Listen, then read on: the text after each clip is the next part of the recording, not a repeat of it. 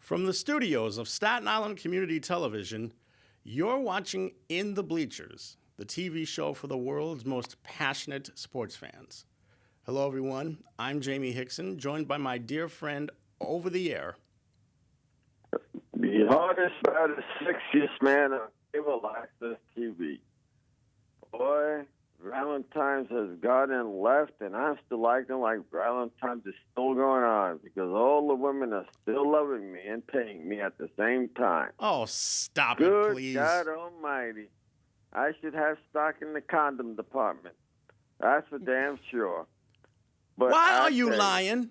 I'm not lying. Why are you lying? Not lying, Mr. Romantic, all right? No, you are lying. Yeah. It was so. Hey, Mr. Romantic. Okay, first of all, I don't appreciate that little remark. Secondly, you're digging yourself a much deeper hole because of all your lies. Just because you're jealous. I ain't jealous of you. Why do you got to? Why? Am I treading on you because you got a girl and I'm saying that you do what you do? Do I tread on you? No. You don't do anything except embarrass yourself with all your lies. So be happy for me and be done with it. No. So stop lying. Stop lying. Stop hating. No, all you stop lying. Start to love and your heart will change. So stop being a Scrooge and a Grinch. So, I'm not a Grinch. I'm just trying to pinpoint the fact that your lies are getting you deeper and deeper into a hole. What was that? I said your lies are putting you into a deeper hole. I am no liar. The only thing that I have like Pinocchio, I am not going to say, but it still grows that way. You're an idiot. You know that? As always, because I am Mr. Action. That's right. The man of the hour with the power. That's right. The man that runs the place. So, you know. The only thing that runs about you is your nose. What? The only thing that's running about you is your nose. I use whatever I can to make them happy. What about you? You know, you are... It is you. unbelievable the way you keep on lying the way you do. You really do believe your own crap, do you? I don't talk crap. No, you believe your own crap. Don't ask me. I ask all the women that I know. I've showed you. If I told you once, I told you a million times, blow-up dolls don't count as women. Even the blow-up dolls get happy with me. They're the ones that pay me. So, you know you're pathetic. You know that? You are pathetic. Yeah. You're so pathetic. No, you are pathetic because you're always lying. Yeah, really? I am so pathetic. Oh, jealousy just oozes out of you. I told you I'm not jealous of you. You must be jealous because no, I'm not jealous. Like it was something. I'm trying to move on to the next segment, and you're still humpering at the fact. Because you're lying. We can talk about this for an hour if you want, sir.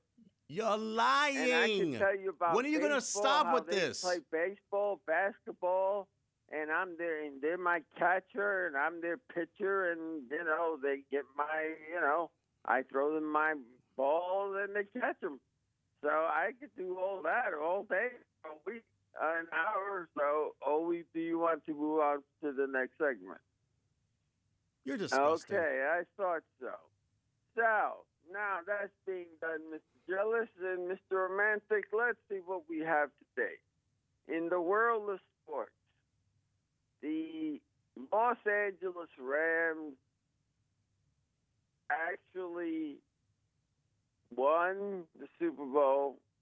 They had a parade for them. Yeah, but not a lot of people showed up for it. That's because it's L.A. I don't know why. Beautiful place, and nobody wants to do nothing. Maybe it's because of the traffic. because a lot of times they say that they leave in the seventh inning because they don't want to get stuck in traffic. Well, maybe they didn't seem to have much of a problem for any of the Laker parades when they won the NBA title all those times.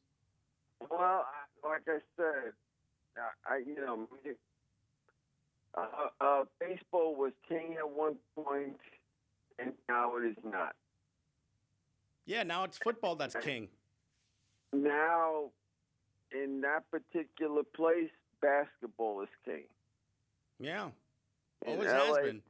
Basketball's king, But all in all, that after the game, there was looting in L.A. Oh, brother. They went to a jewelry store. They stole something. And these people never learn. They bought, it wasn't as bad as other places that they've done that, but it's still wrong. Why do people steal and everything?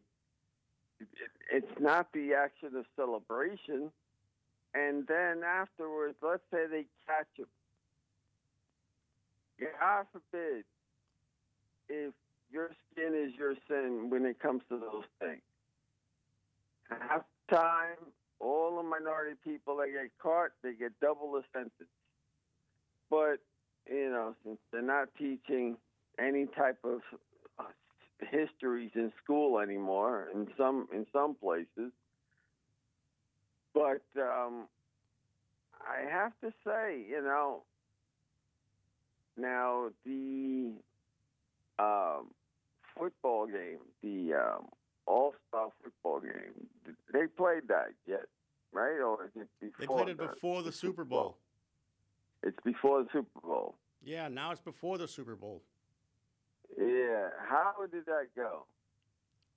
Last time I checked, I think the AFC won by a field goal. Oh, they kept it close. Okay, it's not like the ridiculous NBA game that I'm telling you, they're probably there's gonna be a score of 200. Wouldn't surprise me if it did. And that's sad because when you get those players, and I'm going to assume people want to see an actual game, 5-on-5 against the best of the best. They don't just want to see, people just scoring. They actually want to see a damn game between between 12 people versus 12 people. If you have 12 of the best players in the league, wouldn't you want to see a real game? Possibly. That's if it ever comes to chance, though. I would love to see an actual real game because think of it this way. Baseball All-Star game, real. They try to play as hard as you can. Hockey, they don't hit as hard, but they play hard. They play, the scores aren't all that. Mm-hmm. Football, I don't know. They don't play as hard because nobody wants to get injured. But that's something I'd like to see, too. Them actually playing like a real football game just to see who really is the best.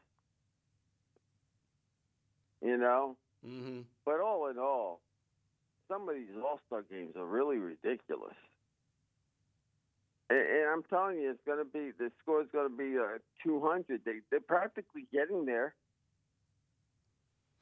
They get 150, 160. That's ridiculous. And then in the last quarter, with 2 minutes left, that's when they start playing defense. Come on. And it's not like before they start playing pickup game. Okay, you take your 5, I take mine to make it more interesting. But, hey, you have to change with the time. Sometimes that doesn't mean it's good. Mm-hmm. But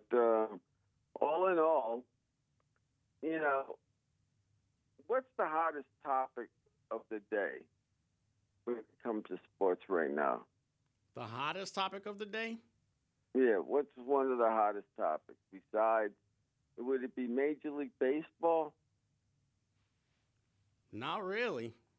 If anything, I think there are people out there who don't even know that there's a lockout going on. Would it be? Well, it's not football anymore. So what's out there left? It's hockey and basketball. Yeah. Right? Mm-hmm. All right. Now, and basketball would be the All-Star game. This year, right? What's that? Huh? I said James Harden is in the All-Star game this year, right? I think so. Oh, that's going to be great. Them playing. I think KD is probably on the same side as James Harden. And, again, that's a strange situation because the only way people are going to really find out the truth is if the main person opens their mouth to say, this is why I want it, and be truthful about it instead of going, I didn't want to go. And then as they get older, let's say they don't haven't played in about 10 years or so, that's when they write the book.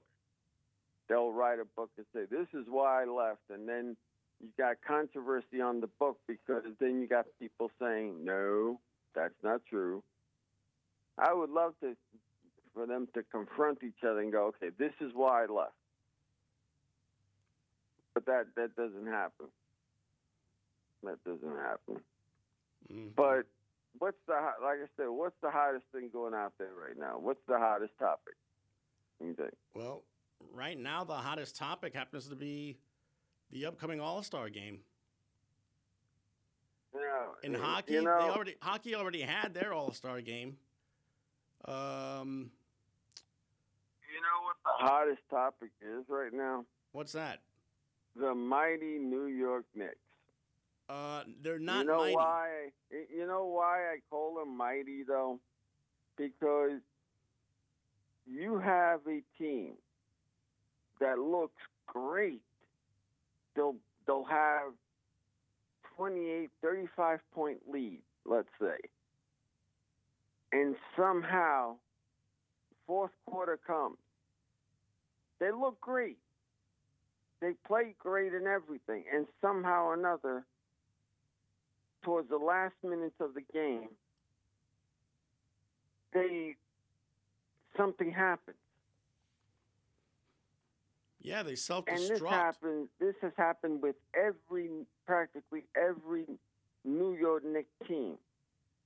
They're not the only ones that invented this. This has been going on for years. They've blown, when it comes to the fourth quarter.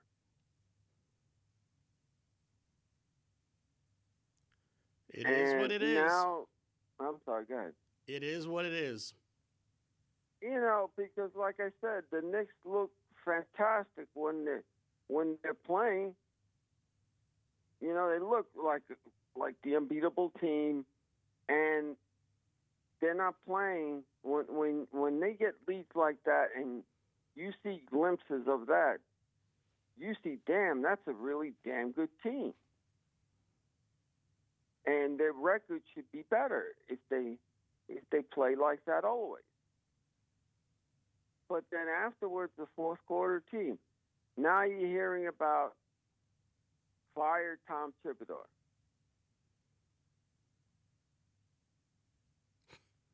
What do you think of that? He's not going to get fired, first of all. And second of all, they are far from fantastic the way you seem to put them. This is a team that's 8 games under 500. Again. They can't play any defense in the fourth quarter when it really counts. I just don't get this team at all. Because, again, they're like Jekyll and Hyde, though. Think about it. How can you blow a 28-point lead? You see, this is what I'm trying to say. They play fantastic. They're a fantastic team. If you can get a 20-point, if you can get a 20-point game lead over one of the best teams in the league, and then go, let's blow it. Or let's self-destruct.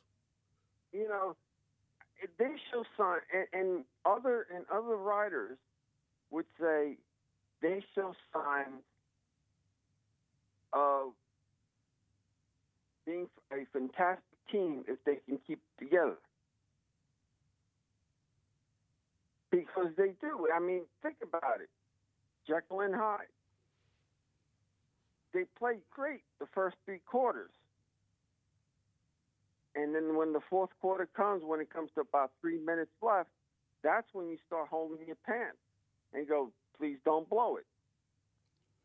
But like I said, this has been going on for years. Look at Reggie Miller.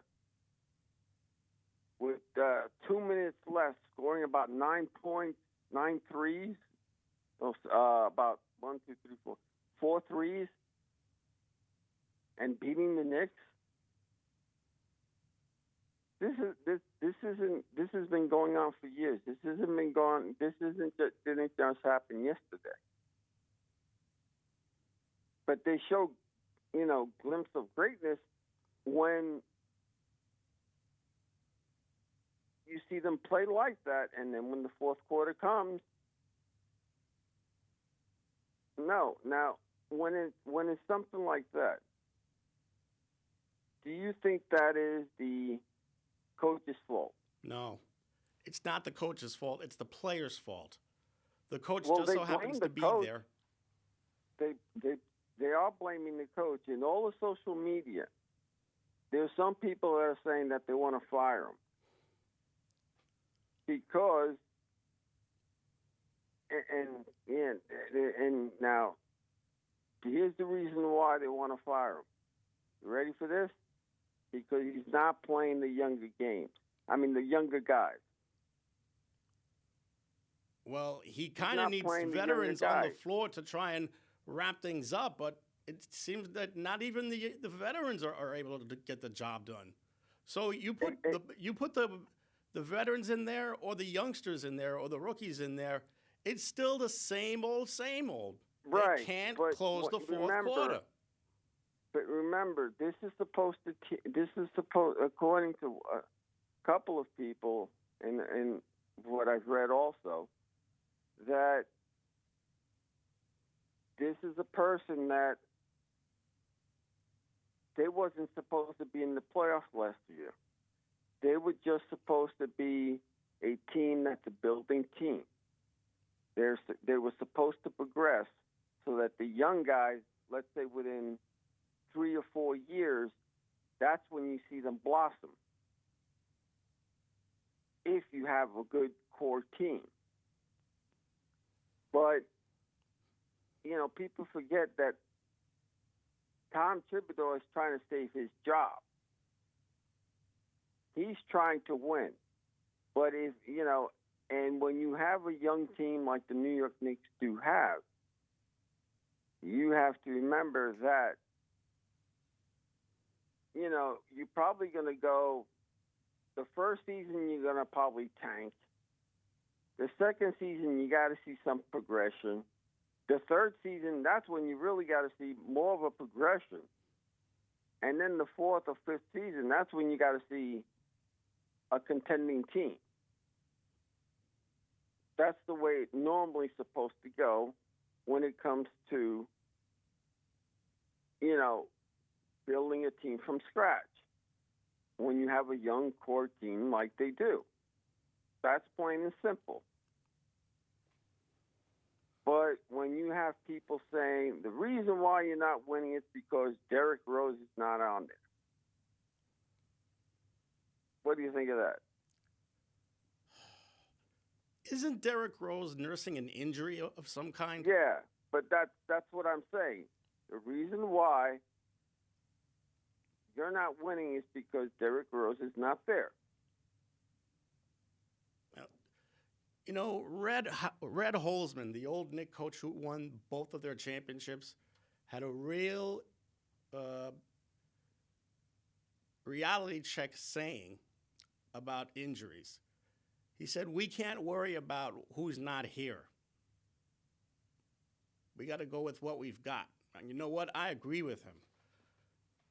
When is it going I to? agree When is that it going to finally get through to their heads that they need to do this thing on their own? They can't be relying on exactly. people on the injured list. No, exactly. I agree with what you're saying. And if you're building a team that you're saying that you're building, then you should be going and saying, all right, I'm sorry, ladies and gentlemen, for the first 1 to 3 years, you're going to have to bear with us because we got to let these kids grow and see if they're any good. Because people keep on saying, oh, we got to play the young guys. We got to play the young guys. But Tom Thibodeau is trying to save his job because a coach, especially in the New York area, a coach cannot be here, let's say, for 3 years or 4 years and say, let's tank for the first 2 years or 3. Let's show some progression. But we're not going to make the playoffs. And that happens because look at all the other places, Indiana and all them other places that start from scratch, get young players, and the coach stays for a good 5 or 6 years, depending upon how the team is progressing. But over in the Knicks land, you can't have that. You can't have a coach being there for 5 or 6 years and like the first 3 years saying, this team is good, we have good players, let them learn. At least give us the first 3 years. Let them progress. And you do have some damn good players on that team. Again, if you can get a 26-point lead on one of the best teams in the league, there's got to be some flash of them actually really being very good team, them actually being very good players. But then again, the fourth quarter, I understand that. I'm not talking about that. I'm talking about if you can build a lead like that, you got to be good. But and then here's where I blame the coach though. If you have a team, and let's say you go 3 years, and your team is not progressing, let's say you tank the first 2, but they're winning more and more and more, then they're showing that there is an improvement. Even though they're losing, but they're showing that there is an improvement. You're seeing that R.J. Barrett, let's say, is flourishing. You're saying Mitchell Robinson is actually flourishing, and that you can see it. You can see that the team is actually going in the right direction like most teams that are rebuilding. But then I'm hearing, oh, the Knicks want to tank. They're No doing team this on should purpose ever so want that to they tank. can get so that they can do something, so that they can pick up someone in the draft.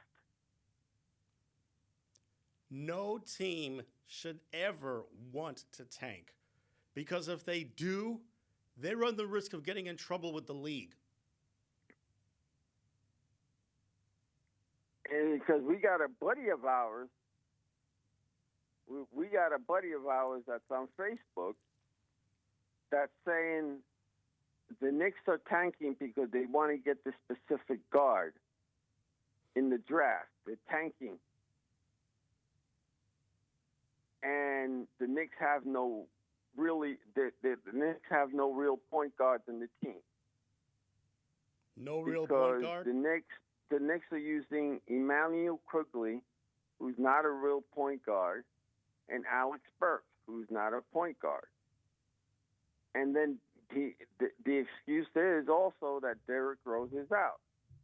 Okay, well, isn't Eric Fournier a point guard? Not really. Okay. He's more of a... Isn't McBride a point guard? Who? Isn't Grimes a point guard? My guess would be yes. So you mean to tell me you have all those guards and none of them are point guards?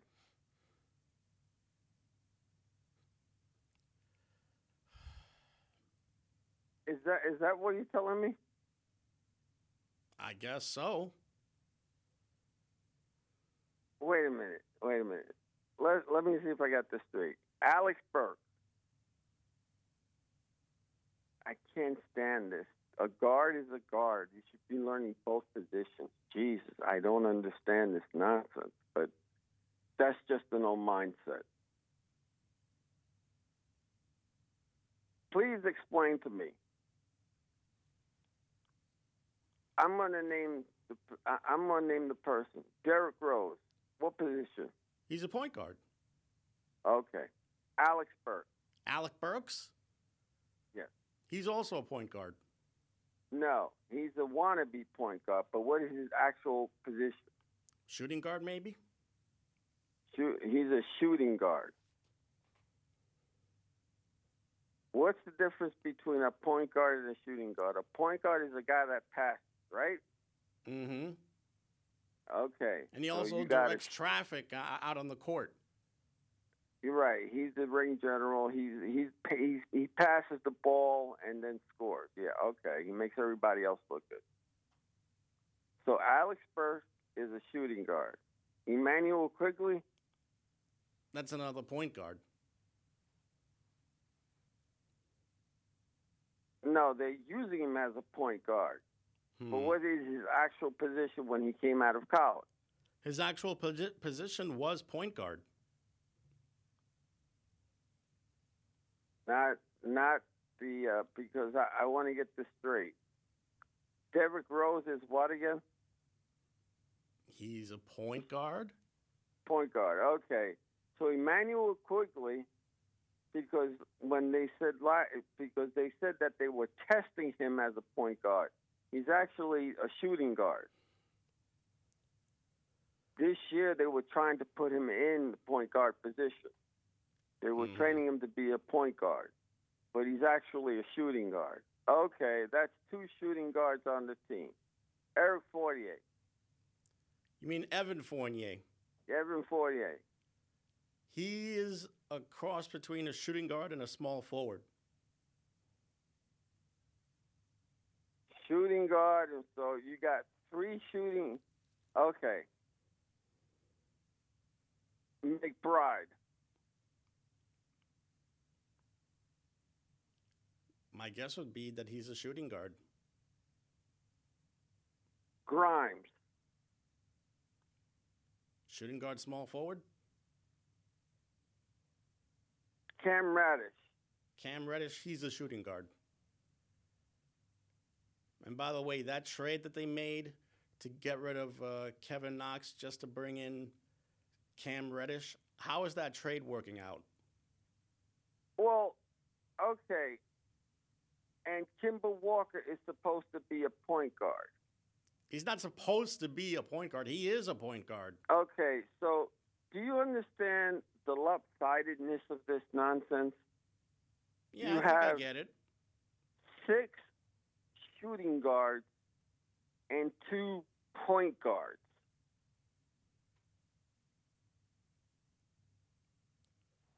And that's your depth at the guard position. Ridiculous? That you have a team that has 6 shooting guards and only 2 point guards.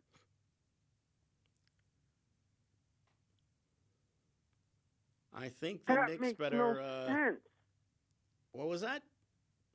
I said, that makes no sense. Of course, it doesn't make sense. Why do you keep on getting a guy? And that's the thing. That's why almost everybody on the team was supposed to be tradable, except for Cam Radish. Mm-hmm. Right? Right. Because that way they can, because the reason was if they were able to get Kemba Walker out and Evan Fournier out, Radish would play. But if you have a log, and he could play small forward too, but if you have 6 shooting guards and only 2 point guards, what does that tell you about the team? It tells me that they're not scouting particularly well, and they might be overpaying on some of these contracts. And that's the other thing. Why are the emphasis is so much on the shooting guard? I know they're trying to score a lot of points, but you have 6 shooting guards, and you only have 2 point guards, and you're trying to convert 2 people or 3 people. Cam Radish, 4 people. Cam Radish, Evan Fournier, Alex Burks, and Emmanuel Quigley to a position that supposedly they're not very good at. You're trying to convert them. Mm-hmm. That does not make sense. Since when does anything having to do with putting together a competitive roster ever make sense with the Knicks?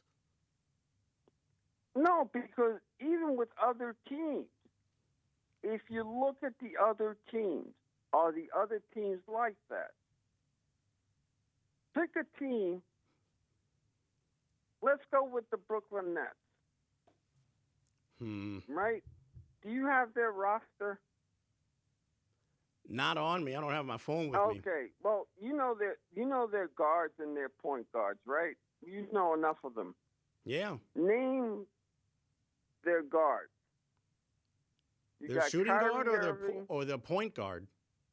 Kyrie Irving is the point guard. Yeah. Right? Who else is their point guard? Who else is the point guard?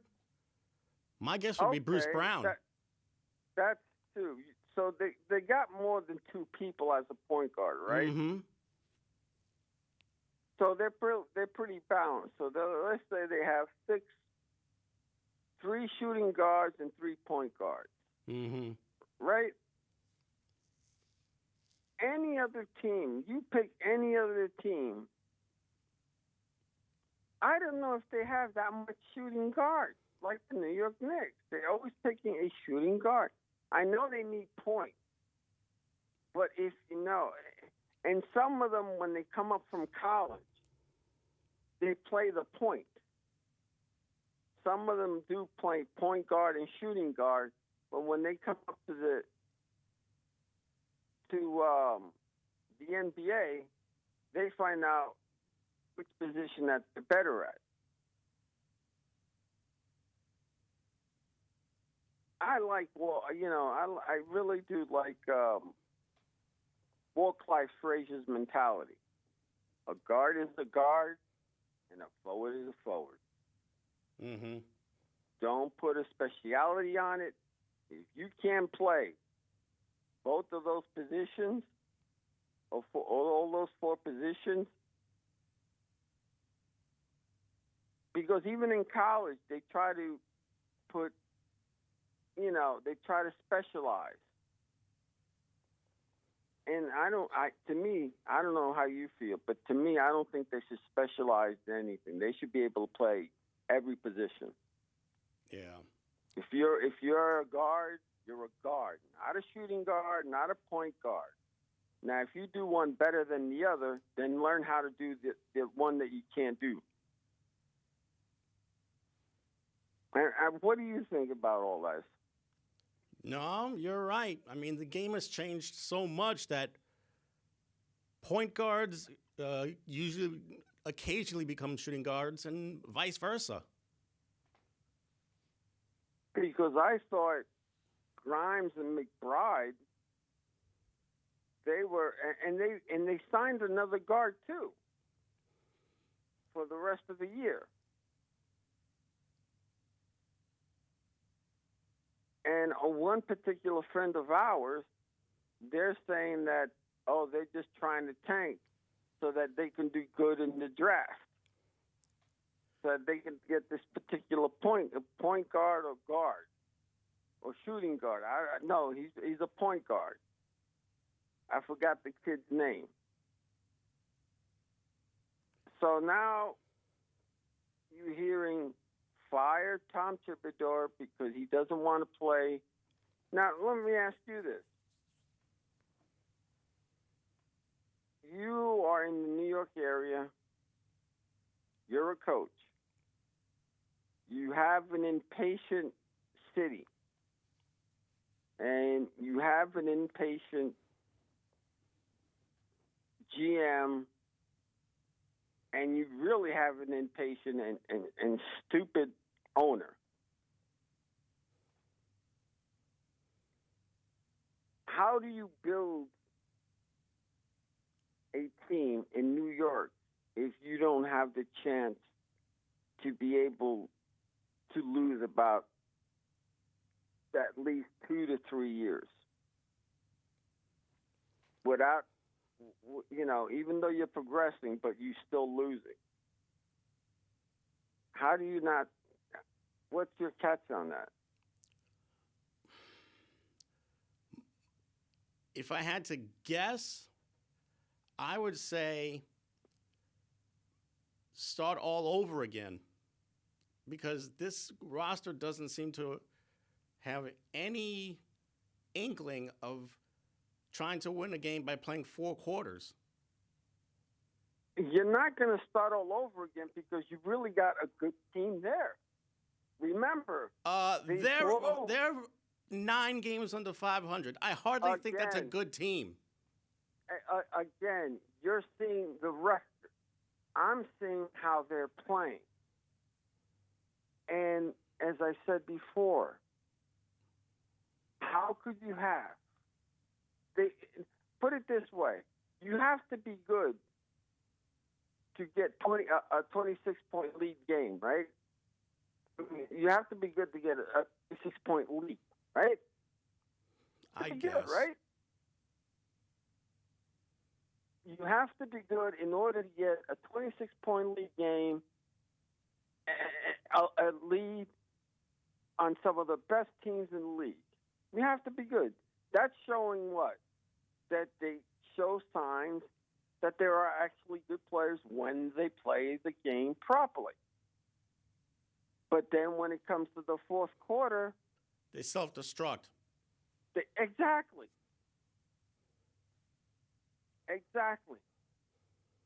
So in that position,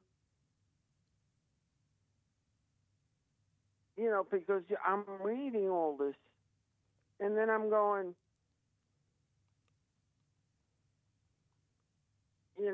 do you fire Tom Thibodeau next year? Because remember, he does have a reputation of not wanting to play young guys. Well, he needs to realize that there are a lot of young guys that are, if they're not making an impact, at least they're making a dent on the roster. Exactly. And again, if you get a bigger lead, if you get a big lead like that, something must be they do show signs of something. But the Knicks city and owners, the owner, and they don't have patience. they keep on saying, we're keeping the course, we're keeping the course. Mm-hmm. And I'm telling you right now, next year, if they don't do something by next year, he's gone. He's gone next year. And they'll have given him a 5-year contract for nothing. No, exactly. Remember something. They do fire people that have had contracts for 5 years or 4 years, and you see the third year, and they'll fire them. Mm-hmm. That's happened a lot. That the Knicks coaching position has been like a revolving door. Yep. Okay? Mm-hmm. So remember something. You're trying to save your job. And the only way you can save your job is by winning. And you can't get these kids who give you the first 3 quarters and then blow it in the fourth. Mm-hmm. That's you can't keep on playing the young kids unless the higher ups are saying, as long as you see a progression, don't worry about it. Your job is safe. Mm-hmm. But his job is not safe because by the third year, if they don't show some type of improvement, because last year was an overachievement, they made the playoffs.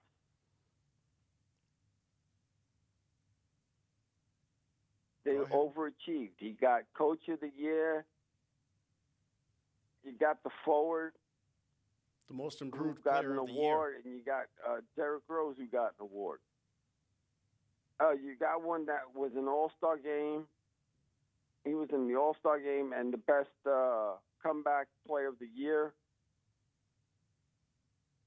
They overachieved. Let's say they overachieved last year, and then they tanked this year. And then they tank next year. But they show some progression of, these kids are good, but they're not as good. They're not that good yet to make the playoffs. But you see some progression. What do you do with the coach? You keep him for the next year, or do you fire him? Give him another year. I would give him another year. If things remain as is and they continue to blow leads in the fourth quarter and not get any production from some key players, then I would definitely let him go after next season. So you would give him the 4 years instead of 3? I'd give him 3 years. Oh, so he overachieved the first year because he got Coach of the Year. He tanks this year. He tanks next year, but they do better. I don't like them using the word tank. Okay, they play bad. They go from last place to 10th place. It's not good enough. It has to be NBA title or bust. Again, this is a young team. You're building a young team. Look at the history of building young teams. The only problem that I see is that they have not gotten that superstar player, whether it's in a draft or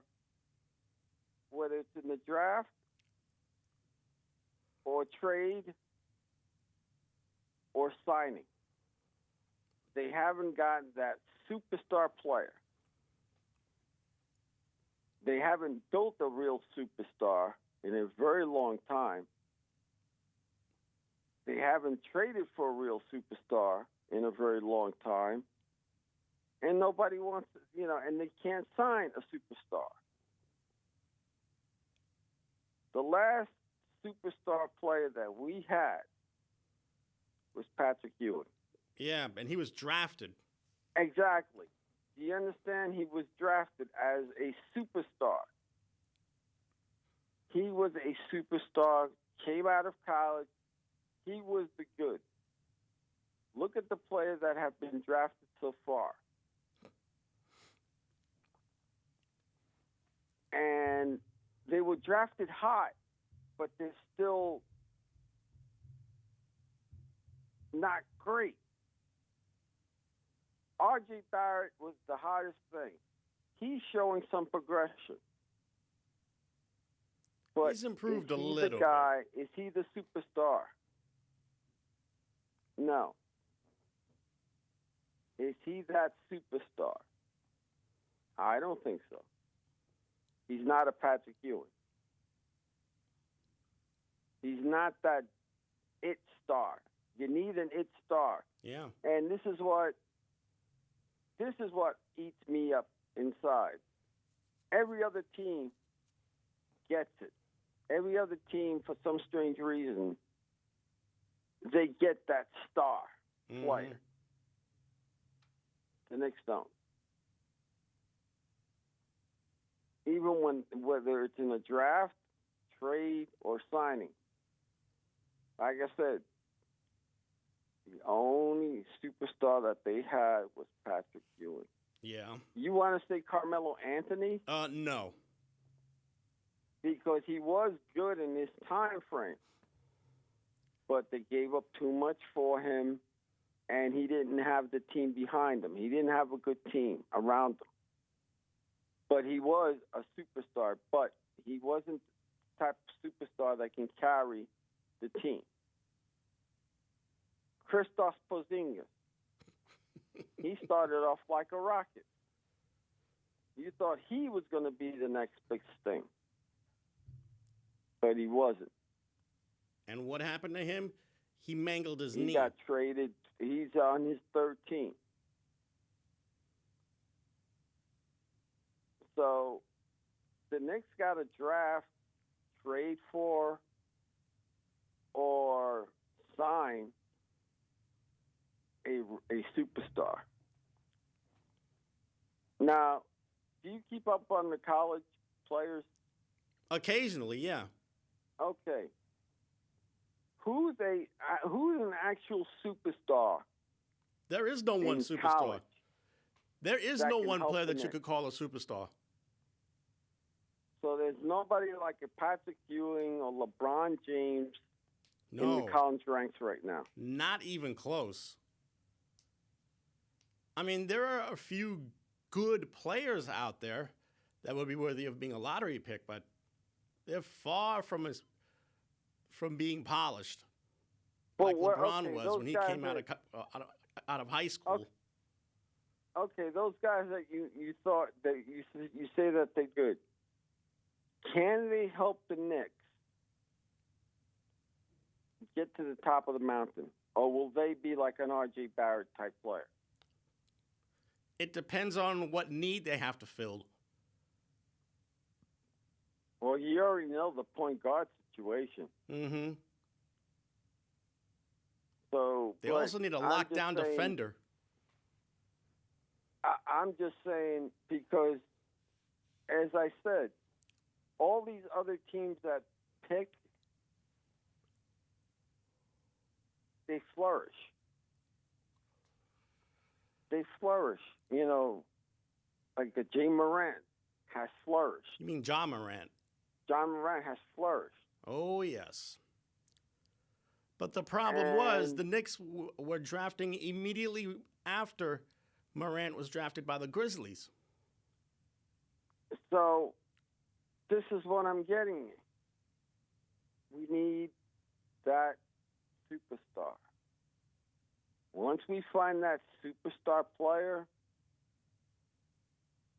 then we can talk. But until that time, we're just going to have either a mediocre team that's going to show you signs of greatness and then blow it, and then you're going to have a revolving door with the coach. With the coach. Mm-hmm. That's it. That's the nuts and bolts of it. You know, because you got Mitchell Robertson. Do they sign him next year? Even though he's somewhat injury prone, but you know he shows signs of playing damn good basketball when he's healthy. Mm-hmm. Has he progressed or decreased? He doesn't score as much, but he gives you damn well defense, and he plays around. He knows how to play around the rim. Yeah. So again, and then you have the Brooklyn Nets. You know, on that side of the island. That team is in such trouble right now. I mean, they just snapped an 11-game losing streak by overcoming that big deficit to the Knicks at the Garden. And what happens? They get probably the most important victory of the year for them, and they turn right around and lose to the Washington Wizards. It does happen. And did you hear Kevin Durant trolling the Knicks? Yeah. Remember how the Knicks used to go to New Jersey and here, and it used to be the Knicks crowd used to take over? Mm-hmm. The Brooklyn crowd took over Madison Square Garden. I loved it. And put those ignorant Knicks fans in their trolled, place. Oh, we was at the Barclay. I mean, the Madison Square. And I'm going again. You got some.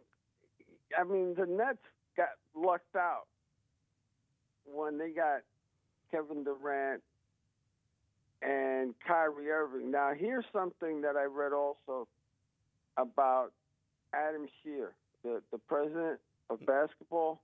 Mm-hmm. Here's what I don't understand. You can't play. Kyrie Irving cannot play if he's not vaccinated, right? Yeah. But then you got other players that are not vaccinated that are able to play in New York. Mm-hmm. Because they come from a state that you don't have to be vaccinated. And I'm going, in my head, that doesn't make sense. If you're not vaccinated and you come here, you should not be able to play here. I don't care what other state you come from. If you're not vaccinated here, you should not be able to play here. Right. And if half the team is not vaccinated, oh well. This is a state that people have to be vaccinated. That should be the rule. But it's not. That doesn't make any sense to me. It's a dumb rule. Like I said, it is what it is. It's a very dumb rule. But, you know, what can you say? You know, but the Nets are still in the position to actually be in the playoffs. Well, right now they're in position to be in the play-in game. And if they don't win the play-in game, they're out of the playoffs. But they're still in what, 5th place? Try 8th place. And to be in the playoffs is what? All the 10? 1 through 10? 6. Seeds 1 through 6 make the playoffs. It was 1 through 10. Actually, it's 1 through 6. 7 through 10. Oh, okay. 7 through 10, they play in a short series. I think 2 out of 3. Oh, okay. So, all right. So, it's basically whoever's, you know, the best. So it's basically on each side, the best 10 on each side, and then the ones that are at the bottom of the barrel, the first out of the first four play each other in the playoffs. Right. So, yeah, all right. So I am right. So as long as you make the top 10, you're in the playoffs. Exactly right. Oh, okay. So they'll make the playoffs. They're gonna have to fight to be in the playoffs, but they will make the playoffs. They have a good chance of making the playoffs. Now,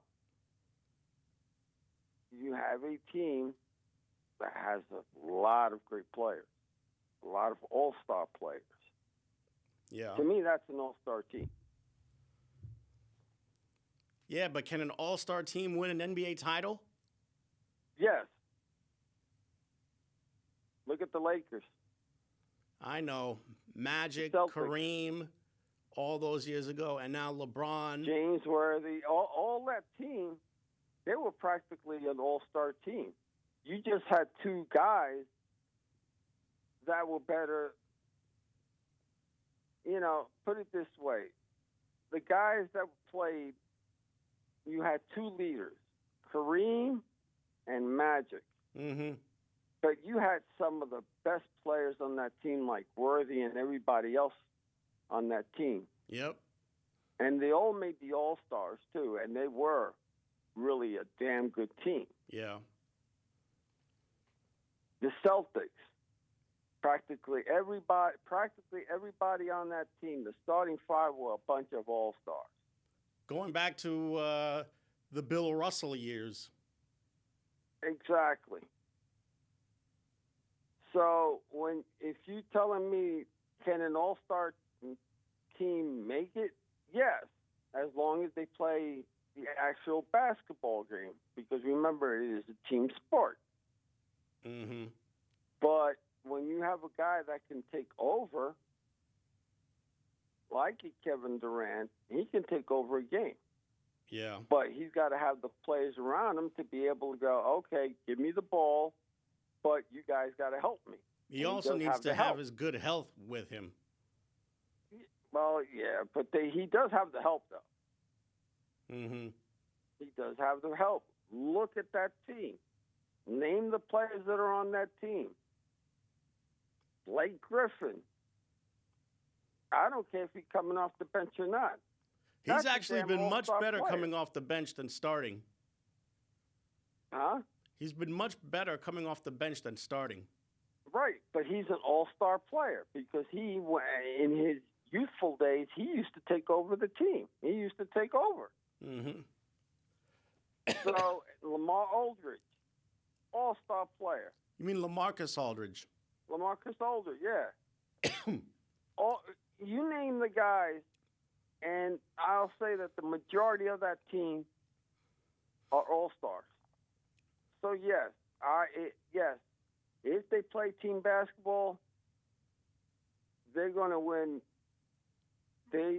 Unless something goes wrong, they should win. All right. We've got a minute left. Do you have any final words? Yes. And that is, have a nice holiday, ladies and gentlemen, and forgive Jamie for being jealous. I'm not jealous. So, the hardest, baddest, sexiest man on cable access TV is saying, have a nice weekend. Anyway, thanks to Kenny Graham on the other side of the glass. He's actually double dipping right now between directing this show and also editing a project. So, for everyone we'll here... We'll be on Monday, but those people, enjoy your holiday, but have a nice weekend. We're still going to be here on Monday, but have a nice weekend. All right. For everyone here, I'm Jamie. I'm Hector. Enjoy the rest of your President's Day. Good night, everyone. Nighty-nighty.